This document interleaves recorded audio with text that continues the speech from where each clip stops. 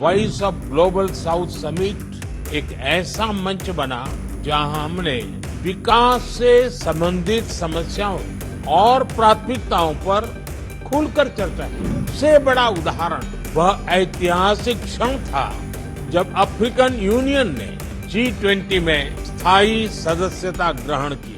Bharat virtual प्रारूप में तीसरे वॉइस ऑफ ग्लोबल साउथ शिखर सम्मेलन की मेजबानी कर रहा है। बता दें, इस सम्मेलन के जरिए वैश्विक दक्षिण के देशों को एक मंच मिलता है जिसके माध्यम से सदस्य देश विभिन्न मुद्दों पर अपने दृष्टिकोण और प्राथमिकताओं को साझा कर सकते हैं। इस दौरान शिखर सम्मेलन के उद्घाटन भाषण में पीएम मोदी ने सदस्य देशों को संबोधित किया।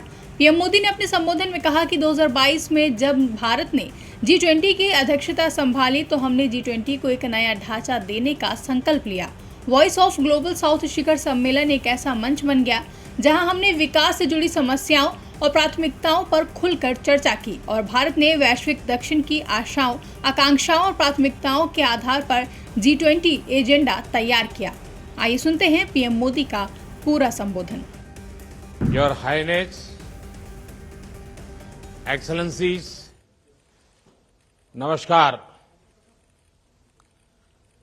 140 करोड़ भारतीयों की ओर से तीसरी voice of global south summit में आप सभी का हार्दिक स्वागत है। पिछले 2 समिट में मुझे आप में से कई साथियों के साथ मिलकर काम करने का अवसर मिला। मुझे अत्यंत खुशी है कि इस वर्ष भारत में आम चुनावों के बाद एक बार फिर आप सबसे इस मंच पर जुड़ने का अवसर मिल रहा है। फ्रेंड्स, 2022 में जब भारत ने G20 अध्यक्षता संभाली तो हमने संकल्प लिया था कि हम G20 को एक नया स्वरूप देंगे। Voice of global south summit एक ऐसा मंच बना जहां हमने विकास से संबंधित समस्याओं और प्राथमिकताओं पर खुलकर चर्चा की और भारत ने ग्लोबल साउथ की आशाओं, आकांक्षाओं और प्राथमिकताओं पर आधारित G20 एजेंडा तैयार किया। एक समावेशी और विकास केंद्रित अप्रोच से G20 को आगे बढ़ाया। इसका सबसे बड़ा उदाहरण वह ऐतिहासिक क्षण था जब अफ्रीकन यूनियन ने G20 में स्थायी सदस्यता ग्रहण की। फ्रेंड्स, आज हम ऐसे समय में मिल रहे हैं जब चारों ओर अनिश्चितता का माहौल है। दुनिया अभी तक कोविड के प्रभाव से पूरी तरह बाहर नहीं निकल पाई है। दूसरी ओर युद्ध की स्थिति ने हमारी विकास यात्रा के लिए चुनौतियां खड़ी कर दी हैं। हम क्लाइमेट चेंज की चुनौतियों का सामना तो कर ही रहे हैं और अब हेल्थ सिक्योरिटी, फूड सिक्योरिटी और एनर्जी सिक्योरिटी की चिंताएं भी है। आतंकवाद, अतिवाद और अलगाववाद हमारे समाजों के लिए गंभीर खतरा बने हुए हैं। टेक्नोलॉजी डिवाइड और टेक्नोलॉजी से जुड़ी नई आर्थिक और सामाजिक चुनौतियां भी सामने आ रही है। पिछली सदी में बने ग्लोबल गवर्नेंस और फाइनेंशियल इंस्टीट्यूशंस इस सदी की चुनौतियों से लड़ने में असमर्थ रहे हैं। फ्रेंड्स, यह समय की मांग है कि ग्लोबल साउथ के देश एकजुट होकर एक स्वर में एक साथ खड़े रहकर एक दूसरे की ताकत बने।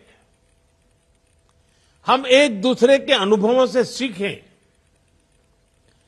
अपनी क्षमताओं को साझा करें, मिलकर अपने संकल्पों को सिद्धि तक लेकर के जाएं, मिलकर 2/3 मानवता को मान्यता दिलाएं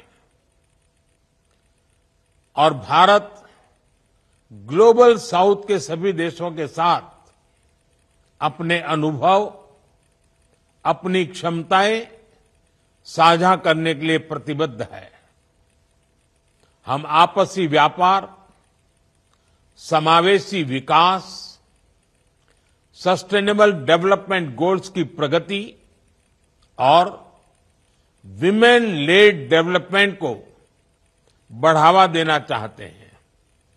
पिछले कुछ वर्षों में इंफ्रास्ट्रक्चर, डिजिटल और एनर्जी कनेक्टिविटी से हमारे आपसी सहयोग को बढ़ावा मिला है। मिशन लाइफ के अंतर्गत हम न केवल भारत में बल्कि पार्टनर देशों में भी रूफटॉप सोलर और रिन्यूएबल पावर जनरेशन को प्राथमिकता दे रहे हैं। हमने फाइनेंशियल इंक्लूजन और लास्ट माइल डिलीवरी के अपने अनुभव को साझा किया है। ग्लोबल साउथ के विभिन्न देशों को यूनिफाइड पेमेंट्स इंटरफेस यानी यूपीआई से जोड़ने की पहल की है। एजुकेशन, कैपेसिटी बिल्डिंग और स्किलिंग के क्षेत्र में हमारी पार्टनरशिप में महत्वपूर्ण प्रगति हुई है। पिछले वर्ष global south young development forum की भी शुरुआत की गई और दक्षिण यानी ग्लोबल साउथ एक्सीलेंस सेंटर हमारे बीच कैपेसिटी बिल्डिंग, स्किलिंग और नॉलेज शेयरिंग पर काम कर रहा है। फ्रेंड्स, समावेशी विकास में डिजिटल पब्लिक इंफ्रास्ट्रक्चर यानी डीपीआई का योगदान किसी क्रांति से कम नहीं है। हमारी G20 अध्यक्षता में बना ग्लोबल डीपीआई रिपोजिटरी डीपीआई पर अब तक का पहला मल्टीलेटरल कॉन्सेंसस था। हमें खुशी है कि ग्लोबल साउथ के 12 पार्टनर्स के साथ इंडिया स्टैक साझा करने संबंधित समझौते हो चुके हैं।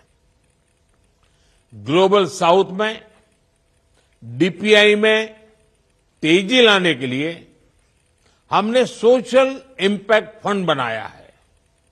भारत इसमें $25 मिलियन का शुरुआती योगदान करेगा।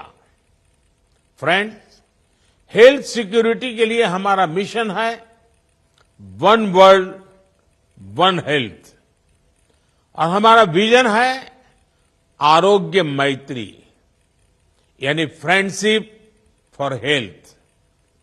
हमने अफ्रीका और पैसिफिक आइलैंड देशों में अस्पताल, डायलिसिस मशीनें, जीवन रक्षक दवाएं और जन औषधि केंद्रों के सहयोग से इस मित्रता को निभाया है।